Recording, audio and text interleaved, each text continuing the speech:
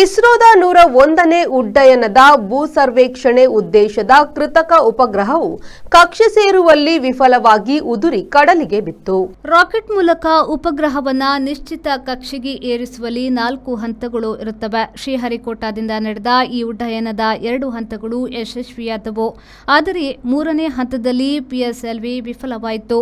ಹಾಗಾಗಿ ಭೂ ಸರ್ವೇಕ್ಷಣೆ ಉದ್ದೇಶದ ಕೃತಕ ಉಪಗ್ರಹವು ಕಕ್ಷೆ ಸೇರಲಿಲ್ಲ. ವಿಫಲವಾಗಿ ಮುರಿದುರಿದು ಕಡಲಿಗೆ ಬಿತ್ತು. ಭಾರತದ PSLV ರಾಕೆಟ್ ನಿನ್ನೆ ನಡೆಸಿದ್ದು 101ನೇ ಉಡ್ಡಯನ. ಇದರಲ್ಲಿ 3 ಬಾರಿ ಮಾತ್ರ ವಿಫಲವಾಗಿದೆ. 1993 ಮತ್ತು 2017ರಲ್ಲಿ ಕೂಡ ರಾಕೆಟ್ ವಿಫಲತೆಯಿಂದ ಉಪಗ್ರಹವನ್ನು ಕಕ್ಷೆಗೆ ಸೇರಿಸಲು ಸಾಧ್ಯವಾಗಿಲ್ಲ. ರಾಕೆಟ್ ವಿಫಲತೆ ಬಗೆಗೆ ಅಧ್ಯಯನ ನಡೆಸಲು ಸಮಿತಿ ರಚಿಸುವುದಾಗಿ ಇಸ್ರೋ ಅಧ್ಯಕ್ಷ ವಿ ನಾರಾಯಣನ್ ಅವರು ಹೇಳಿದ್ದಾರೆ.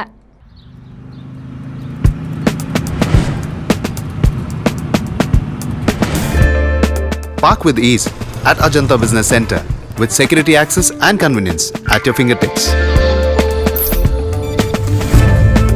Step into a welcoming lobby where a warm smile greets you and your clients.